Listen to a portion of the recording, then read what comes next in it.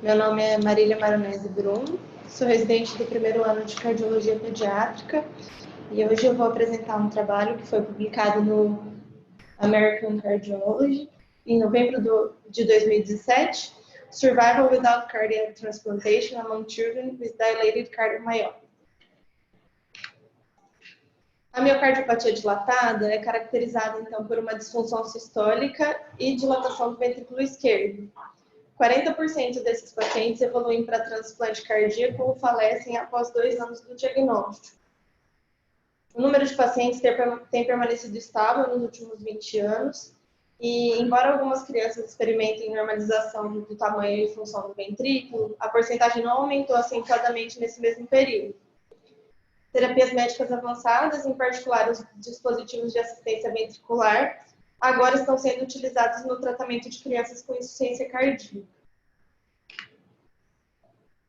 O objetivo do estudo, então, é procurar determinar se as taxas de transplante e morte mudaram ao longo do tempo em crianças diagnosticadas com miocardiopatia dilatada e inscritas no Pediatric Cardiomyopathy Registry, o PCMR, que é um registro grande e multicêntrico que coletou dados demográficos e clínicos de pacientes desde 1990. Foi determinada a sobrevivência livre de transplante em 2 décadas separadas para determinar se o manejo e a evolução dessas crianças mudou desde 1990. O PCMR, então, é um registro nacional de coração, pulmão e sangue, criado para estudar as características demográficas e clínicas de crianças com diversas cardiomiopatias. Entre 1990 e 2011, foram registradas 3.500 crianças com menos de 18 anos com diversas cardiomiopatias em 98 centros pediátricos de cardiomiopatia, tanto nos Estados Unidos quanto no Canadá. São registrados achados clínicos, ecocardiográficos e relacionados à linha de base de todas as crianças. O acompanhamento clínico e ecocardiográfico foi obtido por revisão dos gráficos desse registro e todos os participantes obtiveram revisão institucional e aprovação do conselho para o estudo. Os dados desse estudo, então, foram analisados em 14 de janeiro de 2013. Para esse estudo, foram selecionados apenas os pacientes exclusivamente com cardiomiopatia dilatada e as crianças com as formas mistas da doença foram excluídas. São critérios do PCMR para definição de cardiomiopatia dilatada: a dilatação de ventrículo esquerdo com função sistólica diminuída, achados patológicos de cardiomiopatia dilatada em biópsia endomiocárdica ou autópsia, e outros achados de cardiomiopatia dilatada fornecidos pela evolução médica. Foram classificados de forma etiológica em idiopática, miocardite, doença neuromuscular, familiar, erro inato de metabolismo e síndrome com malformação. Para determinar as mudanças ao longo do tempo, os pacientes foram divididos em 2 coortes, sendo a coorte inicial entre 1990 e 1999 e a coorte tardia de 2000 a 2009. A dilatação do ventrículo esquerdo foi definida como volume diastólico final acima do Z-score mais 2 para a superfície corpórea, e disfunção ventricular esquerda foi definida como encurtamento fracionário do ventrículo esquerdo ou fração de ejeção abaixo do Z-score menos 2 para a idade. A recuperação miocárdica do ventrículo esquerdo foi determinada para cada paciente, comparando os valores pelo menos 30 dias após o ecocardiograma inicial. E esses valores comparados, então, foram de dilatação do ventrículo esquerdo e função sistólica do ventrículo esquerdo. A normalização ecocardiográfica foi definida como o retorno ao tamanho normal do ventrículo esquerdo, então voltando a um Z-score menor ou igual a mais 2, e a função sistólica normal, com Z-score maior ou igual a menos 2. Foi considerada essas alterações em qualquer outro ecocardiograma subsequente. A descrição estatística das coortes possui variáveis tanto categóricas quanto contínuas, e os dados categóricos foram analisados em porcentagem, os contínuos normalmente distribuídos em média e desvio padrão, e os contínuos com distribuição distorcida em intervalos interquartil e mediano. dados categóricos foram comparados com o teste exato de Fisher. Dados contínuos normalmente distribuídos comparados com o teste T de Student. E dados contínuos com distribuição distorcida foram comparados com o teste de Wilcoxon-Hanson. A probabilidade de morte relacionada ao tempo foi estimada com o método de Kaplan-Meier e os dados foram censurados no momento do transplante cardíaco na análise de liberdade de morte. Então, a primeira tabela, ela mostra a comparação entre as populações das duas coortes, tanto a inicial quanto a tardia. E, no geral, são populações bastante parecidas. Eu quis mostrar as principais diferenças. Na primeira coorte, que foi a coorte inicial, a porcentagem da população branca foi um pouco maior do que a população branca na coorte tardia. E a população hispânica foi um pouco maior na coorte tardia do que na coorte inicial. Tem alguém com o áudio aberto.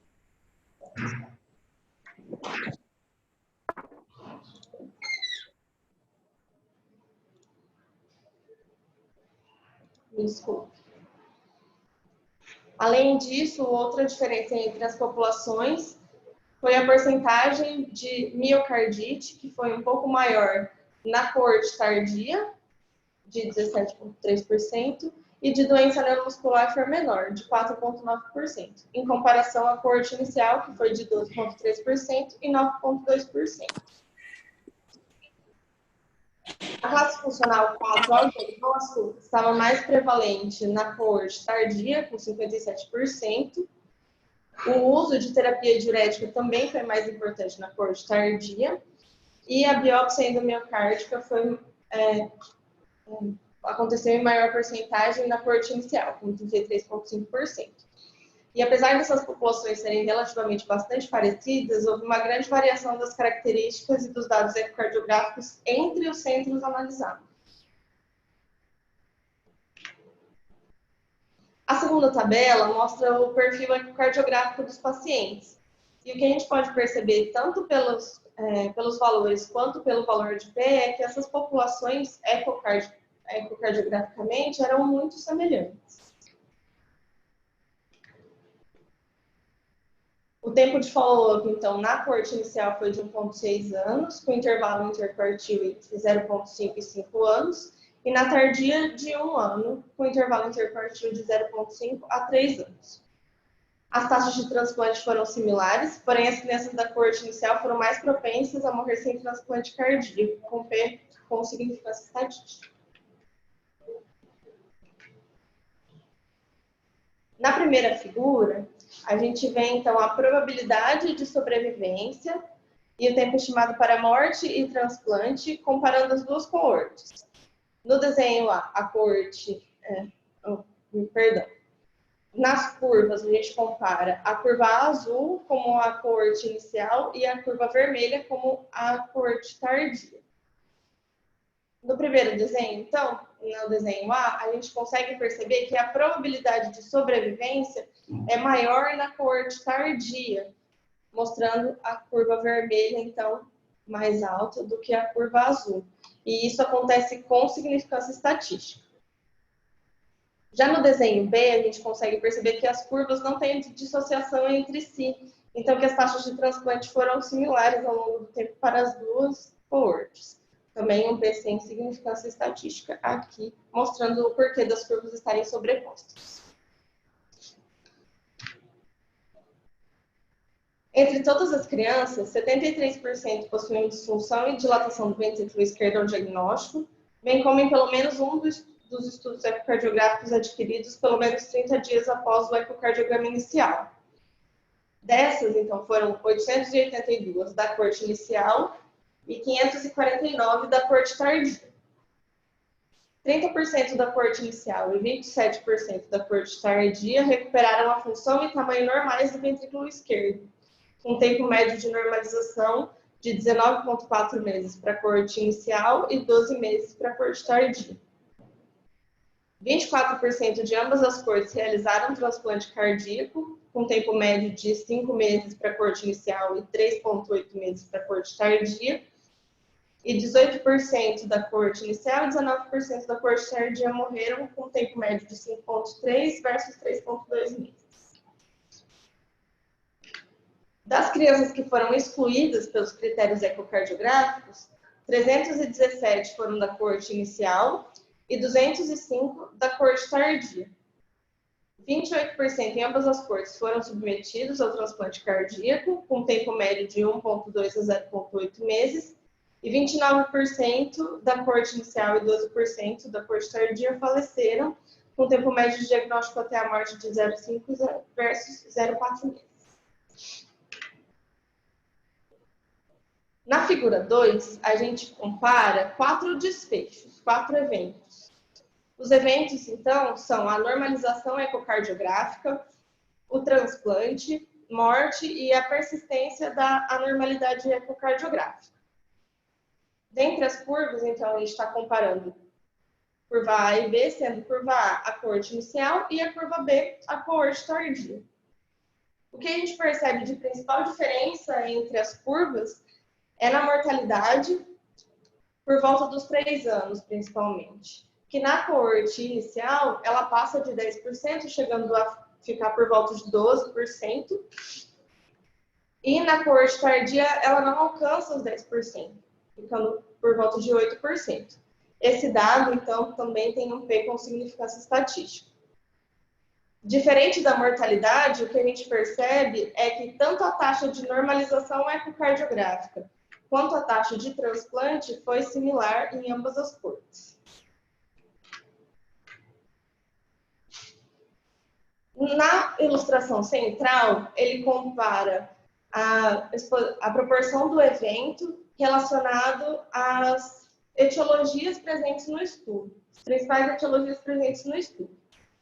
Esse gráfico foi um pouquinho mais difícil de analisar, eu fui principalmente pelo texto, já comento por quê. Então, nos pacientes da coorte inicial com cardiomiopatia idiopática, a gente consegue perceber. Ele compara a coorte inicial com a curva azul, a coorte tardia com a curva vermelha em relação à mortalidade, e a coorte inicial com a curva roxa e coorte tardia com a curva verde em relação ao transplante. Nas cardiomiopatias idiopáticas, eles foram mais propensos a morrer sem transplante na coorte inicial, com um P com significância estatística, mostrando aqui, então, que a mortalidade, teoricamente, estaria maior.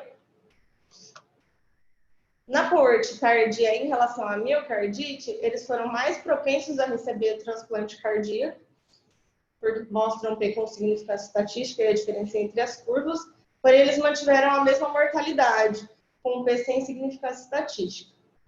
O difícil de analisar desse gráfico foi que, porque ele coloca como os pacientes expostos ao evento no começo como 100%, por exemplo, da mortalidade, então ele consideraria 100% dos pacientes com mortalidade no tempo zero. Então ficou um pouco mais difícil de avaliar esse gráfico. Na figura 3, a gente compara novamente os 4 eventos: normalização ecocardiográfica, transplante, morte e manutenção da normalidade ecocardiográfica, agora comparando as 4 etiologias. No desenho A, a gente vê a coorte inicial e no desenho B, a coorte final. O que a gente percebe é que as curvas de proporção do evento entre as etiologias são muito semelhantes, principalmente entre cardiomiopatia idiopática, familiar e miocardite. A diferença mais expressiva e a única que apontou um P com significância estatística foi a normalização ecocardiográfica nas doenças neuromusculares, sendo menor na coorte inicial e mais importante na coorte final.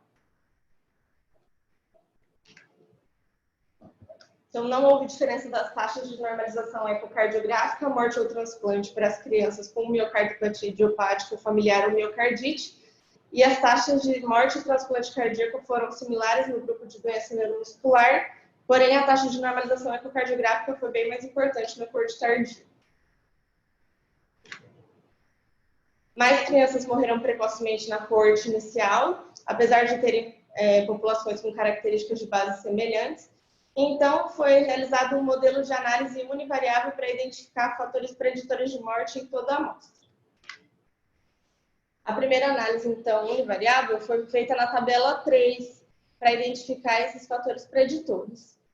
Na tabela 3, a gente vê que seriam fatores preditores, então, estar na primeira coorte, na coorte inicial, ter doença neuromuscular, que seria pior para os pacientes terem sintomas de insuficiência cardíaca ao diagnóstico, se o encurtamento fracionário do ventrículo fosse menor, então esse seria o único caso em que um valor menor do que 1 seria pior, e que a espessura do septo também mostraria um fator ruim, um fator pior para a mortalidade desses pacientes.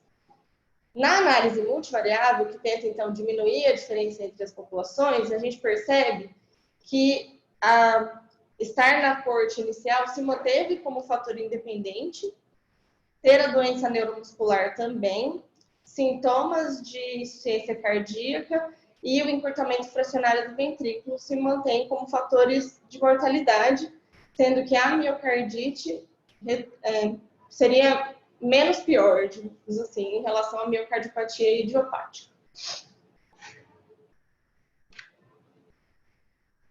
As crianças com miocardiopatia têm um prognóstico ruim e cerca de 50% morrem ou precisam de transplante cardíaco dentro de 5 anos após o diagnóstico, sendo que uma melhor sobrevida tem sido atribuída ao transplante.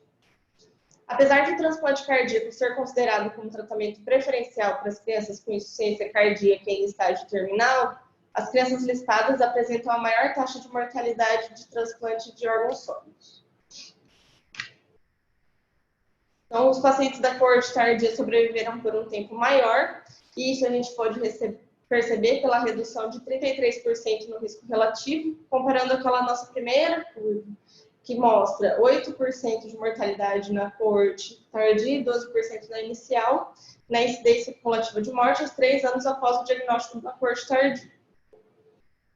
O diagnóstico de miocardiopatia dilatada na coorte inicial foi preditor independente de morte, e apesar da coorte tardia ter menos pacientes brancos e mais pacientes hispânicos, a análise univariada não demonstrou associação de mortalidade entre a população hispânica. A coorte tardia também apresentou um maior contingente de crianças com miocardite e menor de doenças neuromusculares. Ele acredita que essa diferença pode ser atribuída à melhora do diagnóstico de miocardite, com o aumento do uso da ressonância cardíaca, e o tratamento mais precoce para a insuficiência cardíaca em crianças com doenças neuromusculares, levando a menos disfunção e dilatação ventricular nesses pacientes. O diagnóstico de miocardiopatia dilatada na coorte inicial foi preditor independente de morte, repetindo. Na análise multivariada, essa característica também se manteve, como a gente pode ver em comparação das tabelas 3 e 4. Mesmo após o controle dos fatores de melhor sobrevida de pacientes com miocardite e pior sobrevida dos pacientes com doença neuromuscular. As crianças da coorte inicial foram mais propensas a serem submetidas à biópsia, isso porque o uso de ressonância cardíaca e alguns algoritmos clínicos foram mais utilizados agora para o diagnóstico de miocardite, mas como a mortalidade desse procedimento é muito baixa, é muito improvável que esse fator tenha relação com o aumento da mortalidade. A análise de risco também demonstrou uma melhora nas taxas de normalização ecocardiográfica em pacientes com doença neuromuscular na coorte tardia. E isso provavelmente aconteceu pelo manejo terapêutico otimizado, com esteroides e inibidores da enzima conversora de angiotensina na coorte tardia. Em relação à mortalidade e taxa de transplante, alguns estudos anteriores mostram que a mortalidade de crianças sem transplante não melhorou ao longo dos anos. Em um estudo retrospectivo que ele contrapõe ao trabalho, de 1976 a 2005, não houve aumento das taxas de transplante. E comparando base de dados, a Pediatric Heart Transplant Study mostrou que a mortalidade na fila de espera diminuiu de 16% para 7%, e a taxa de transplante aumentou, diferente do nosso estudo, de 68% para 77%.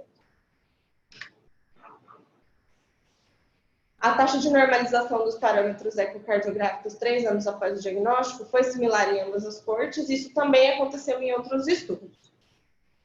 No PCMR, as crianças menores de 10 anos com miocardiopatia dilatada e menos disfunção e dilatação de ventrículo esquerdo ao diagnóstico demonstraram isso como sendo preditor independente de normalização dos parâmetros ecocardiográficos em 2 anos.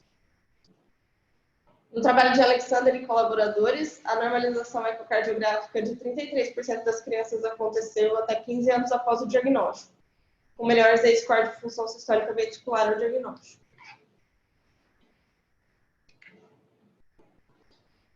Os sintomas de insuficiência cardíaca ao diagnóstico foram encontrados em 71% dos pacientes e foram preditores independentes de morte. No estudo de Azevedo e colaboradores, que foi um estudo retrospectivo unicêntrico com 142 crianças com miocardiopatia dilatada idiopática com UNIR classe 4, ele também foi considerado como um fator independente de mortalidade. E crianças assintomáticas normalmente têm um melhor prognóstico, porque o diagnóstico foi realizado com mecanismo de screening, tendendo assim a ter uma doença de uma forma menos grave quando se dá o diagnóstico. As crianças com doença neuromuscular, então, foram 3,4 vezes mais propensas a morrer do que as crianças com miocardiopatia dilatada idiopática, e essas doenças acabam afetando outros órgãos. Então, muito provavelmente, é por tornar essas crianças menos elegíveis ao transplante que essa mortalidade acontece. Crianças com miocardite foram menos propensas a morrer, e isso também é confirmado por outros estudos. E no estudo de Klugman e colaboradores, que foi um estudo retrospectivo e multicêntrico, a recuperação dos pacientes com miocardite aconteceu em 92%. A pior função do ventrículo esquerdo também foi preditor independente de mortalidade nesse e em outros estudos. Ele cita o estudo de Molina e colaboradores, em que a fração de ejeção menor que 38% em miocardiopatia dilatada apresentou pior prognóstico. E a grande discussão é a sobrevivência sem transplante ter sido maior na coorte tardia. De hipótese, então, ele coloca que o uso de dispositivos de assistência ventricular diminuíram a mortalidade da lista de espera para essas crianças. E que, apesar do uso desse dispositivo poder aumentar a taxa de transplante por prolongar a sobrevida, alguns pacientes acabam evoluindo com melhora da função ventricular e não precisam mais de transplantes. A otimização do tratamento medicamentoso também pode ter melhorado a sobrevida desses pacientes, instituindo um tratamento mais precoce com beta-bloqueador e inibidor de enzima conversora da angiotensina e mantendo esse tratamento por períodos mais prolongados. E a melhora no reconhecimento e no manejo da insuficiência cardíaca já ao diagnóstico ou na exacerbação, associado a maior quantidade de centro preparado para lidar com esses pacientes, também pode ser considerado como um fator relevante.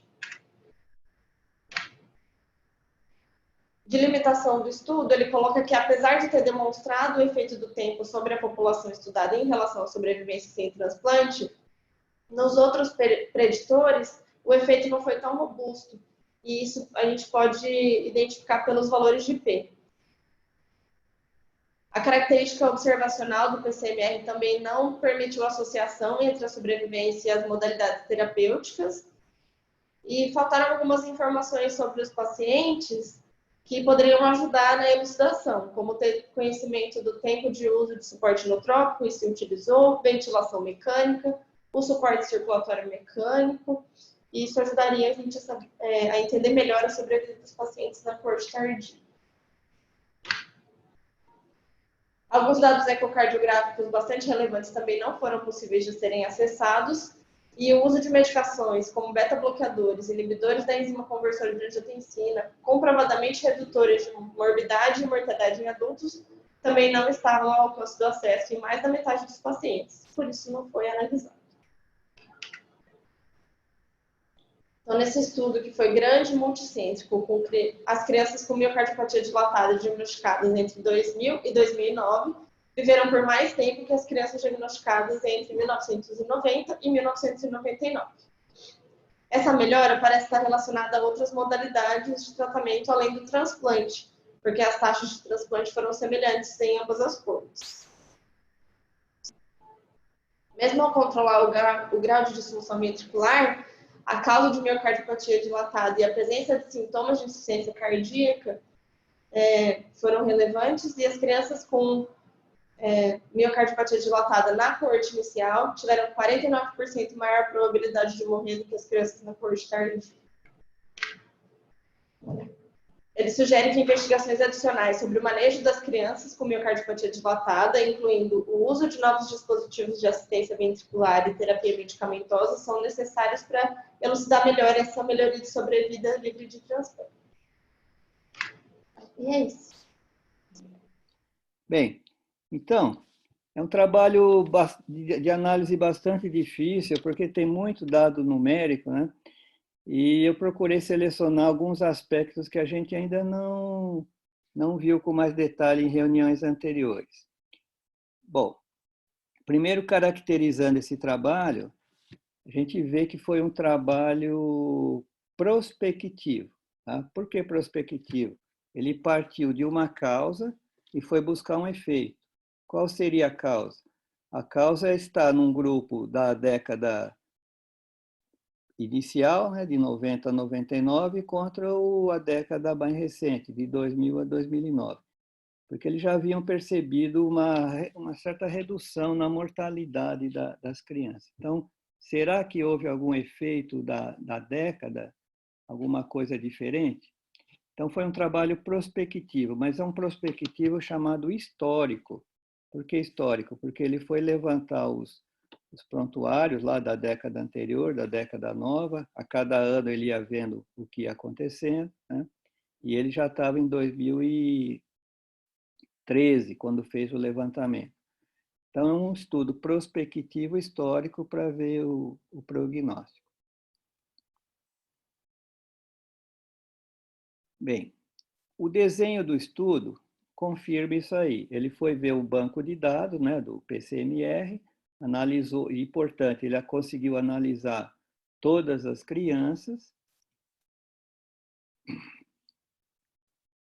e viu todos esses dados, os dados demográficos, ecocardiográficos, análise clínica, para todas as crianças, tá vendo? Isso é muito importante, que uma perda acima de 20% já chega a desvalorizar o trabalho. Então, todas as crianças foram analisadas. A análise estatística está muito boa, pode ser usado esse modelo aqui para quem for escrever algum trabalho.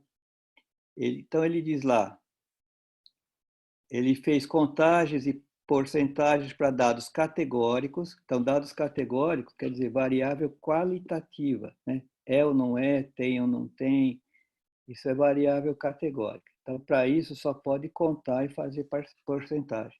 E usou médias e o padrão para aquilo que foi normalmente distribuído. Normalmente distribuído quer dizer que entrou na curva de Gauss, né? Atende à curva de Gauss. Isso é ser normalmente distribuído. Os dados contínuos foram descritos com mediana e intervalo interquartil quando não atingiam a curva de Gauss, né? Para a variável categórica, comparou com o teste exato de Fischer, lembra? É o melhor deles, porque ele não depende de tamanho da amostra. Então, para qualquer tamanho de amostra, variável qualitativa, o teste de Fischer é bom. As variáveis que tinham distribuição normal foram comparadas com o teste T de Student. Certíssimo. O teste T de Student compara a média de um grupo com a média do outro. E só pode ser feito com distribuição gaussiana, distribuição normal. Aqueles que eram skewed, eles foram comparados com o teste de Wilcoxon. Aqui vocês podem estranhar que a gente já falou uma vez esse termo Wilcoxon. E o Wilcoxon é um teste para comparar quando o teste é pareado, quando o exame é pareado, ou seja, a pessoa é controle dela mesma. Aqui a gente viu que o grupo é diferente. É o grupo da década antiga com a década nova. Então, esse Wilcoxon não pode ser aquele Wilcoxon que a gente estava falando antes. E realmente não é. Esse Wilcoxon Rank Sum Test, ele é uma outra denominação do Mann-Whitney. O Mann-Whitney a gente conhece. É que esse teste ele foi descrito pelo Will Coxon em 1945 e depois foi melhorado pelo Mann e o Whitney em 1947. Então, a maioria a gente conhece como teste de Mann-Whitney. E aí está correto, porque o Mann-Whitney compara variáveis que não são contínuos, né? São números, pode ser números, mas não tem distribuição gaussiana, né? E grupos diferentes, um grupo A contra um grupo B. Não é a pessoa contra ela mesma. Então, guardem isso. Quando falar só o Will Coxon, é um teste pareado. Ele equivale ao teste T, só que é quando é não gaussiano. E quando é Will Coxon Rank Sum Test, é a mesma coisa que Mann-Whitney. Mann-Whitney é mais conhecido. E esse skewed, que é o distorcido, é quando não é gaussiano. Gaussiano é essa do meio, estão vendo essa curva aqui no meio é gaussiano. Essa aqui é distorcido para a esquerda, ou negativa, e a outra é distorcido para a direita. Sempre que a distribuição dos dados for distorcida, não pode fazer teste T, não pode fazer desvio padrão, não pode fazer, consequentemente, o Z-score. Então, tomar cuidado. Z-score só pode fazer quando a distribuição é gaussiana. Certo? Bom, aqui tem uma coisa interessante.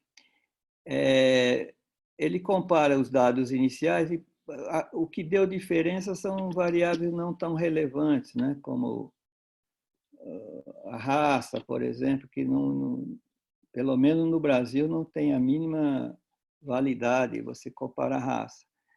Mas as outras variáveis também estão dentro da lógica, né? Usar mais diurético, ter feito biópsia, não eram tão relevantes.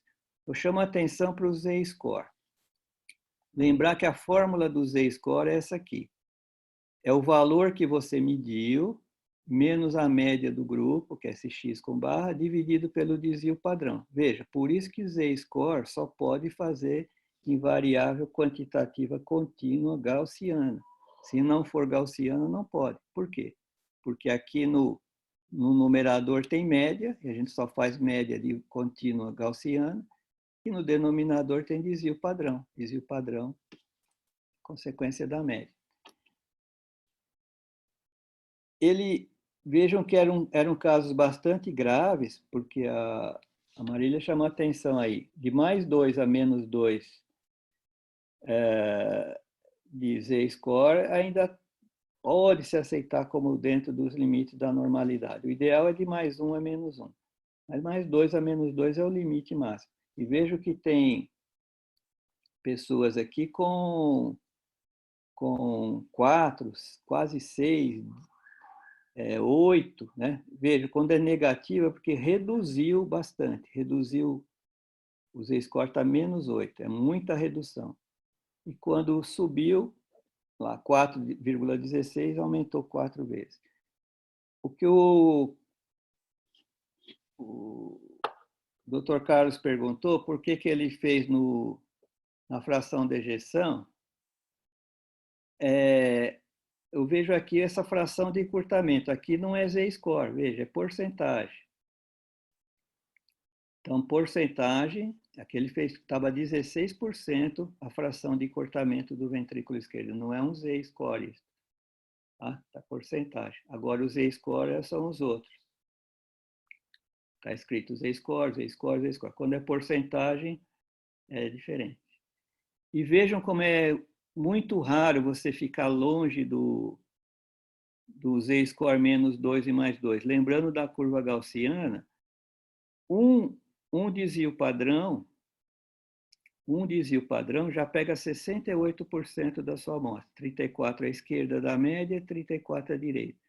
2 desvios padrão vai mais 13,6 à esquerda, mais 13,6 à direita. Então, para ser acima de 2 desvios padrão, a porcentagem é baixíssima. Então, por isso que é muita doença, digamos assim, você está fora de 2 desvios padrão, seja para a direita ou para a esquerda. Então, os casos que estavam 4, 5, são realmente comprometimentos muito acentuados. Essas curvas aqui são muito interessantes, porque são realmente curvas de Kaplan-Meier. Lembra? Curva de Kaplan-Meier, no eixo X você tem os tempos, no eixo Y a probabilidade de sobrevivência, ou a sobrevivência livre do evento. Então, o Y é sempre livre do evento. Ele comparou a curva vermelhinha com a curva azul.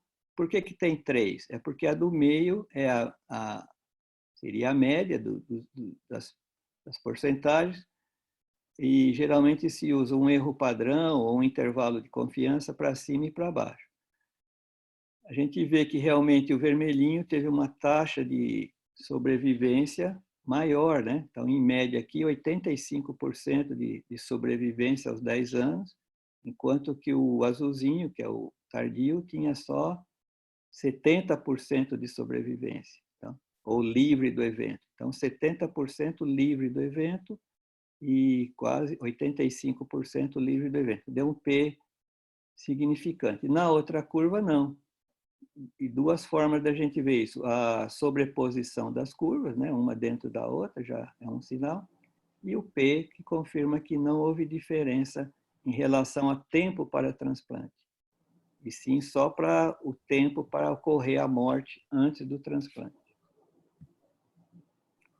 Então, guardar que no Y é livre do evento, sobrevivência livre do evento. Essa outra curva a gente pouco tem visto.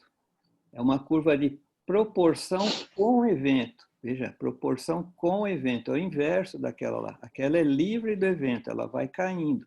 Os livres do evento vão diminuindo. Aqui a proporção com evento vai aumentando. Tá? E a única coisa que ele viu diferença foi na morte, né? Essa linhazinha preta, vejam que a área embaixo da linha preta aqui é muito maior que a área embaixo da linha preta aqui. Então, aqui a mortalidade foi maior no grupo precoce em vez da década tardia. Mais uma diferença, um P de 0,04. Guarde esse número porque ele vai comentar sobre isso mais tarde. E lembrar, proporção de casos com evento. Aqui também, proporção de casos com evento. Está certinho, correto. Os eventos vão subindo e esse que vai caindo era a persistência alterada, né? Claro, vai diminuindo os que têm alteração porque foi aumentando os que normalizaram e os que morreram, vai caindo essa outra. Agora chama a atenção aqui, essa é a parte mais importante do trabalho. Vejam, não sei se vocês repararam, ele chamou de ilustração central. Ilustração central é uma coisa moderna. Algumas revistas têm adotado e uma delas é esse JEC, onde foi publicada essa revista. Uma das normas do JEC é ter a ilustração central. É a figura que representa totalmente o trabalho. Ela deve você olhar e ver o trabalho inteirinho nela. Só que, olha o que está chamando no Y. Proporção com evento. Marília já chamou a atenção. Proporção com evento. Não tem a mínima lógica isso. Por quê? Teria que começar, por exemplo, uma mortalidade de 100%. Começou o estudo com mortalidade de 100% e a mortalidade foi caindo ao longo do tempo. Não tem lógica, né? Teria que começar 0% e ir subindo. Então, um dos dois aqui está errado. Ou o desenho está errado, teria que ir subindo, ou o título do eixo Y está errado, que tinha que ser livre do evento, né? Então, esse gráfico não dá para interpretar, fica sem lógica. Uma coisa que estava 100% de morte, e a morte foi diminuindo ao longo do... Se já estava 100%, já tinham morrido todos, né? Então,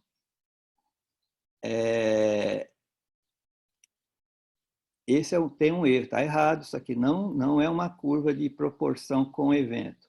E vejam que interessante, na mesma revista Journal of American College, em 2019 agora, dois autores muito conhecidos, o Valentin Fuster e o Douglas Mann, eles escreveram esse trabalho, A Arte e o Desafio de Fazer uma Ilustração Central. Tá? Por quê? Eles propuseram a revista, que em 2014 propôs que todo o trabalho devesse ter uma ilustração central para facilitar o leitor a entender o trabalho. Eles propuseram isso em 2014, mas viram que estava tendo dificuldade. Muitas vezes o editor tinha que entrar em cena, fazer um tutorial para o autor, porque eles estavam tendo dificuldade. Então, eles escreveram esse trabalho, eu tenho à disposição, se vocês quiserem, depois a gente repassa. Ele dá vários exemplos como deve ser uma ilustração central, contando a história do trabalho, tudo graficamente para ficar fácil do leitor entender. E justo nesse... Aí, só que esse foi em 2017, né? Eles lançaram aqui em 2019 um tutorial que estavam vendo muita dificuldade dos autores fazerem uma ilustração central bem adequada. Bem, quando ele viu que a morte era mais alta no grupo precoce, então foi estudar qual a diferença, não era pelos transplantes, que era igual, né? Então fez uma análise univariada, mas mesmo dentro da análise univariada, ele próprio põe alguns contrapontos, né, que não tem uma robustez, como ele diz, né? E na análise multivariada ficaram poucos elementos que ele vai comentar na evolução. Eu achei interessante isso aqui, que ele entendia a possibilidade de que esse efeito na sobrevivência pode ter sido apenas um resultado de chance, ou seja, foi por acaso. Por quê? Porque a única coisa foi o tempo de morte e um P muito próximo de 0,05. Ele teve um P de 0,04. Poucas vezes a gente vê um autor fazer esse comentário aqui, porque se você ficar pegando muita variável, uma delas vai dar por acaso, né? A chance, por chance, por acaso, a variável deu significante, mas não tem nada a ver. Por isso que ele sugere pesquisar mais, ver outras situações, né? Então, veja, foi a única coisa que o P de 004, essa morte maior no grupo precoce. Por isso que ele fala, entre as perspectivas do trabalho, e isso vale para a gente aqui quando for estudar, né? Procurar outras coisas que expliquem porque isso que ele viu, de a morte ser diferente, só pelas variáveis que ele estudou, não tiveram uma potência boa. Talvez ele precisasse de uma amostra até maior, se bem que já foi uma amostra grande. Mas tem que pensar nisso. Então, ele sugere que a gente deve ter competência na prática baseada em sistemas, porque é muito difícil que uma variável sozinha explique tudo, né? Aí deve ter sido os aparelhos de recuperação ventricular, novas drogas, o conhecimento melhor que se tem das doenças, uma conjunção de várias coisas, né? E por isso que ele fala que outros estudos são necessários para elucidar esses componentes do manuseio contemporâneo, né? Atual dos problemas clínicos. E para mim, o grande ensinamento é esse da causalidade. A gente está querendo sempre saber a causa de uma coisa e procurar uma única causa para tudo, mas lembrar que são sistemas complexos, né? Como ele próprio menciona, e a gente deve estar atento ao conjunto de dados, valorizar tudo, né? Valorizar remédio, valorizar dispositivos, valorizar o conhecimento da equipe, os equipamentos mais modernos. Então, muita coisa em 10 anos, né? Mesmo esse mais recente, já passaram 11 anos, né? O mais antigo foi em 1990 que começou. O mais novo começou em 2000. Nós já estamos em 2020, né? Então, se fizesse um desse hoje, podia dar até outra diferença ainda. Era isso, Carlos.